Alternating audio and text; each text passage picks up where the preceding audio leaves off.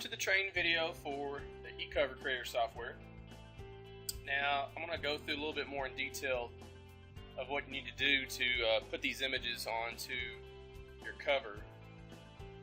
Okay, you start with, you've got this tab over here, you've got background, front, side, top, etc.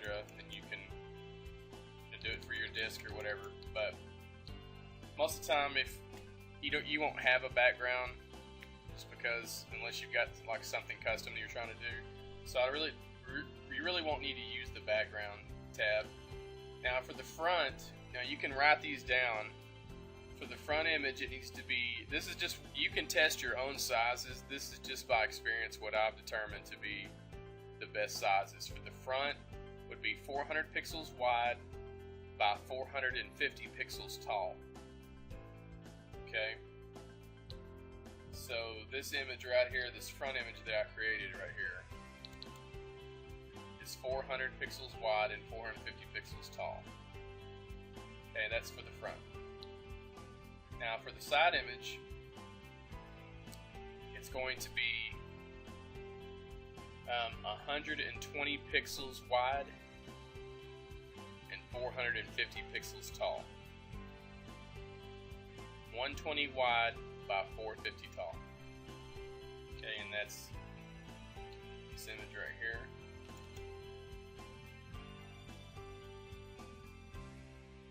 Okay.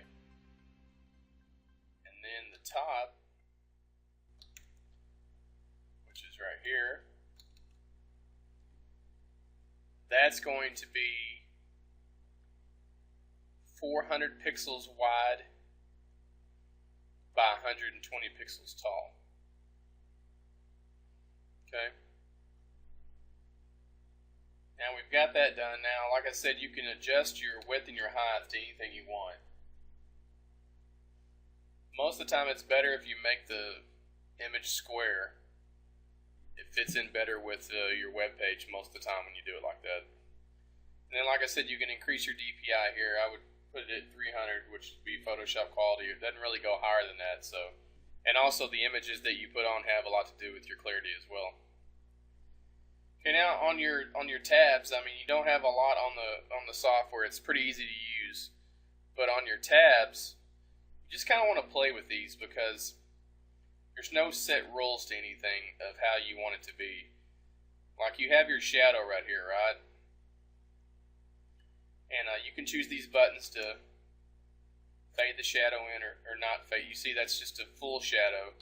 It looks better when you fade the shadow in because it looks like it gradually disappears into the canvas.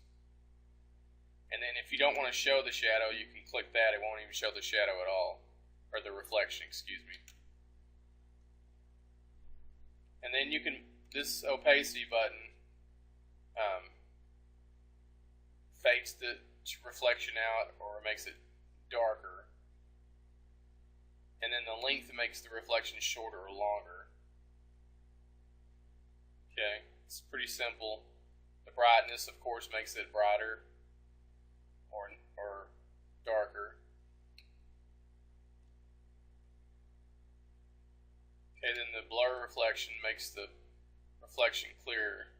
I usually put mine to look like this. You don't have to. I'm just saying that that's what I like to do.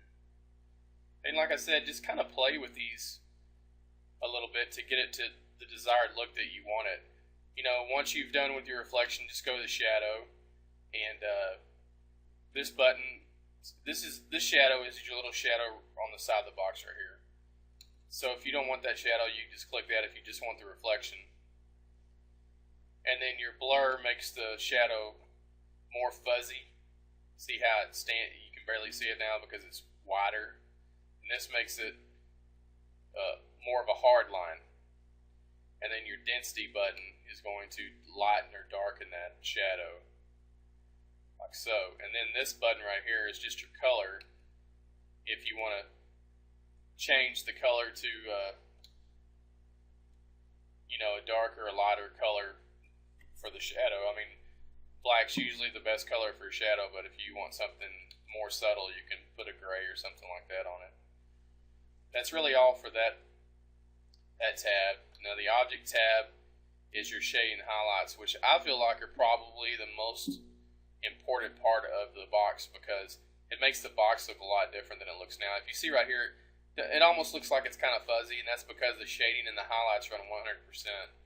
So I like to put them on like 25 or 30% each. And I think you find when you do that, you just have a better looking box. See, now all of a sudden the clarity comes out from the images, and now you see the box for what it really is. And then you can do, like, say you want this box facing the other direction. It pivots it to face the other way. Like right now it's facing towards the right side. If you click this button when you print it, it'll flip towards the other side when you save the object. Okay, then the large disk area, let me pull up our cover action for that. Just apply that. I don't have the disk in yet, so what you need to do is go to the disk and load your image. Now typically your disk image, I'm using the front image for the disk image on this, but typically your disk image, the label right here needs to be smaller than it is on your box, typically. Whenever you click on the large disk area, it makes this hole smaller so you can have more space to work with on your disk, and to be honest, I think it looks better.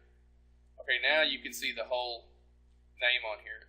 For this image, it happened to work out like that, but typically you want to make this smaller to fit on your CD, since the CD is round and it's not, you don't have as much canvas area as you do on your front. So all you would do on that is where your front image is.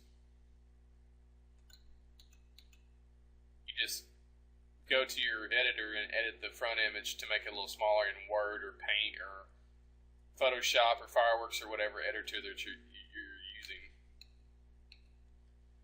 And like I said, the shading and highlights, this right here looks to be about 25 or 30%, and that's usually a good gauge, and it usually looks the best. Now the transparent background, this is for if you want to, like, say that you have a web page and maybe you've got a section that has bonuses in it. Well, in that bonuses section, it may be a different color, like a little box that maybe highlights the bonuses on your web page. So while your web page may be just the plain white, you may have a bonus box that's like a yellow or a tan or light blue or gray or something like that. Now, to be able to successfully put that image directly into that different color without having it show up white as a background, you would just use this transparent background, and that would eliminate any type of background color when you paste it in your image to your web page. It comes in real handy when you're putting it into a different color, because you've probably seen sites that have bonuses or whatever, and they'll have pictures, but they'll have like a white outline around it. It just doesn't look quite as professional as if that outline is the same color. So basically, if you make it transparent, it's going to blend in with any color that you want. So something to keep in mind if you're doing that for bonuses or whatever you want. But me personally, I always put it on transparent background because I never know where I'm going to put that image at. I may do a JV with someone, and that image may need to go on a page that's a different color than white. If that's the case, then I already have that created to put in there. So if you want to create two copies, you can. One that has a white background and one that has the transparent background is fine. But I would always have a transparent background for a copy. And that's basically it. You see right here, you just move your arrow back and forth to choose the different actions that you want for your cover, and just push apply, and it changes it. This is the DVD cover, and so that's really about it. That's there's 15 different actions you can use to bring your images to life here. And just like I said, when it comes to the shadow and the reflection, just play with it, get it like you want it, and then you'll get used to it. It's as you can see, there's not many buttons, and it's a real simple software to use. And now some of these actions aren't going to have some of the reflections that you see, so it's just something that usually the covers that stand up like this right here are going to have the reflection, but when they're laying down, they're usually not going to have a reflection. All they'll have is like a background shadow. and like I said, you can play with that and adjust that to however you want it. Okay, that's really about it, guys. Once you've got the action that you want, all you really have to do is push on Save Picture, and then save it to where you want to save it. You can save it as a JPEG, you can save it as a PNG, or you can save it as a bitmap. Now, a JPEG is going to be a smaller size as far as like how much room it takes up on your web page.